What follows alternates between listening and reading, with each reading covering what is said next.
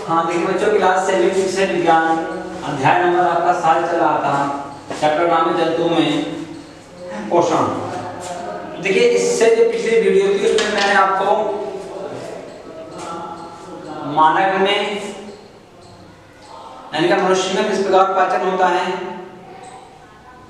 यानी जो भोजन हम खाते हैं तो उसका पाचन किस प्रकार होता है मैंने आपको पढ़ाया था। अब तो अगला टॉपिक है उधर रखा है आपकी बुक के हिसाब से कि घास से खाने वाले जंतुओं में पाचन। अगला टॉपिक है घास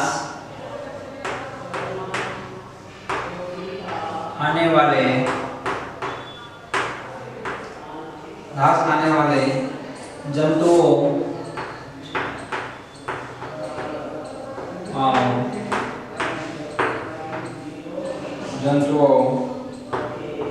में पाचन।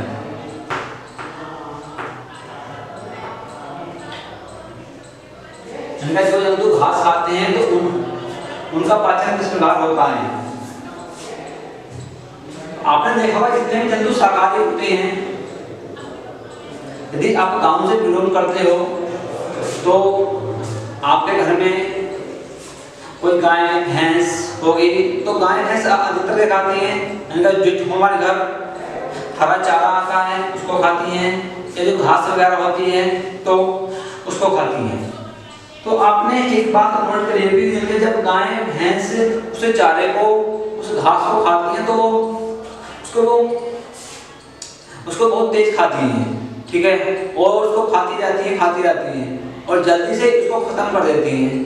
और खत्म करने के बाद जब वो छक जाती हैं तो आपने एक बात नोट करी होगी, देखी होगी कि वो जहाँ हम उनको उस गोंद से जो चारा खाया है उस चारे से जब हम उसको अलग बांधते हैं या उस चारे जब वो चारा खत्म हो जाता है तो वो अपना मुंह चलाती रहती है।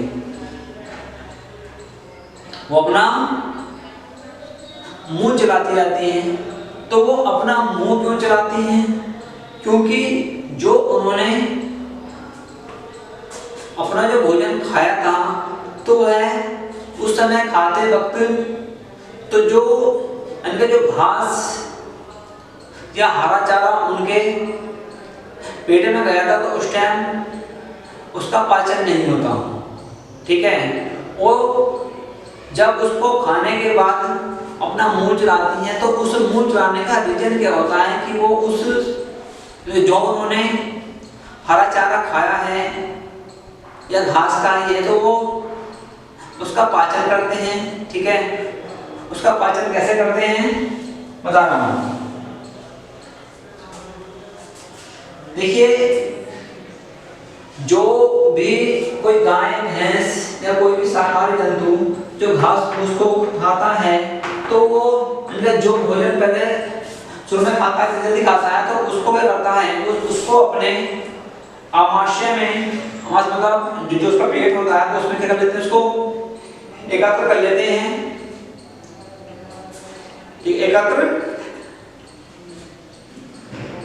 लेते हैं, ठीक है। और आमाशय के जिस भाग में वो अपने भोजन को इकट्ठा करते हैं तो उस भाग को हम रुमेन कहते हैं। क्या कहते हैं? रुमेन।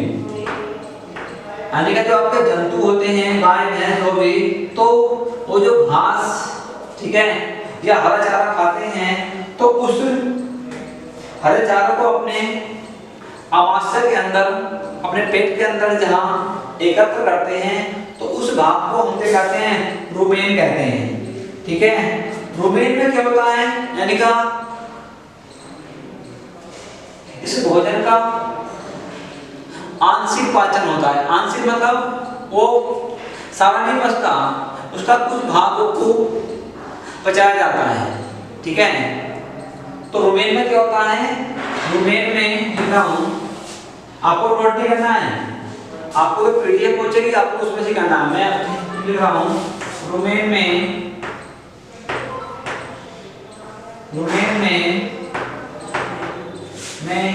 भोजन का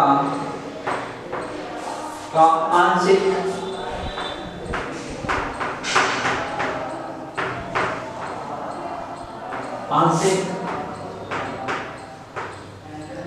पाचन होता है। रुमेन में क्या होता है? भोजन का आंशिक पाचन होता है, ठीक है।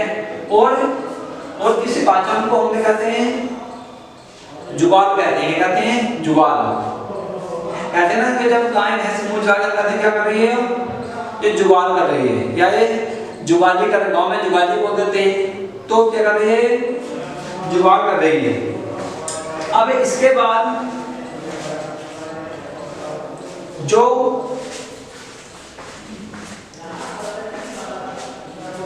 जंतुओं में छोटे छोटे जो पिंड होते हैं, छोटे छोटे पिंडों के रूप में, या हम कहें कि एक लड्डू के रूप में, वो उस भोजन को अपने मुंह में लाते हैं, यहाँ पे लाते हैं और उसको दोबारा चबाते हैं और फिर वो भोजन अंदर जाता है। तो ये प्रक्रिया चलती रहती है। समझ में आ रही बात नहीं कि रुमेन में क्या होता है? भोजन का आंशिक पाचन होता है, ठीक है। और इसके आंशिक पाचन की क्रिया को हम जुगाल कहते हैं। अब जुगाल में क्या होता है? यानी कि जिस भोजन का आंशिक पाचन होता है तो वो यानी कि छोटे छोटे पिंडों के रूप में आता है और उसका पाचन होता रहता है और उसको क्या करते हैं? चबाते रहते हैं, ठीक है। और ये जो क्रम होता है, ये क्रम लगातार चलता रहता है। आपने खुद भी देखा होगा कि आपके घर में जो पशु हैं तो वो लगातार अपने मुंह को चलाते रहते हैं, ठीक है, यदि वो स्वस्थ है तो। और यदि वो स्वस्थ नहीं है तो उनका जो होता है वो जुगाल नहीं करते। जैसे हम पहचान लेते हैं कि हमारा पशु आज जुगाल नहीं कर रहा है, तो मतलब क्या है?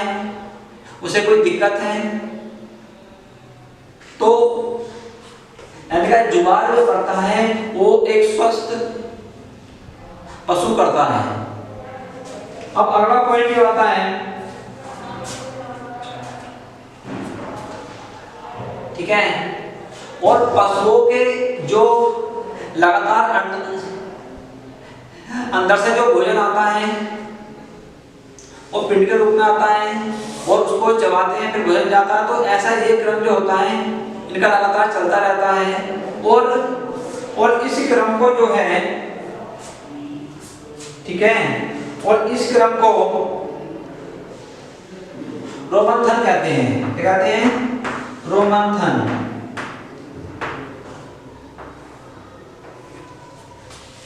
अंदर से जो भोजन है वो पिंडों के रूप में, या आप कहें कि एक मोटे लड्डू के रूप में आता है, उसको दोबारा वो पचाते हैं, फिर अंदर जाता है। तो ये जो क्रम है ये क्रम चलता रहता है।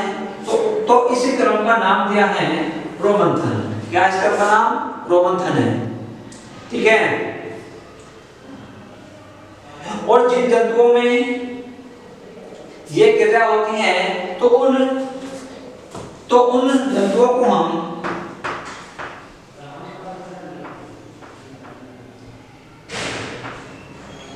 रोमंथनी जंतु कहते हैं।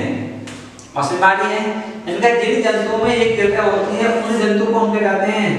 रोमंथनी जंतु कहते हैं।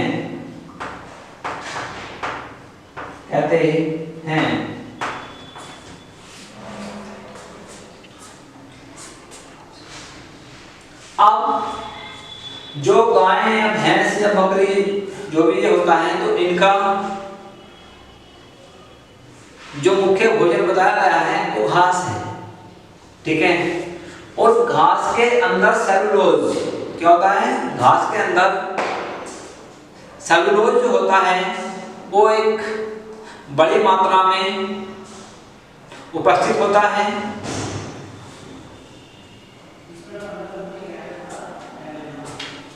और सेलुलोज का जो सेलुलोज होता है तो उसका पाचन आसानी से नहीं होता, यानी कि घास को पचाना एक आसान काम नहीं है।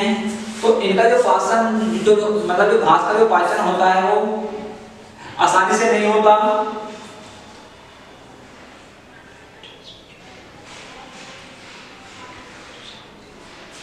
जो आपके रोमंथी जंतु होते हैं तो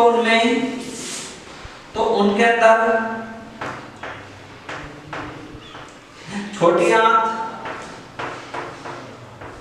ठीक है, छोटी आंत और बड़ी आंत,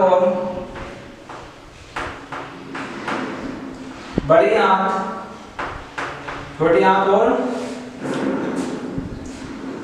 बड़ी आंत के बीच में एक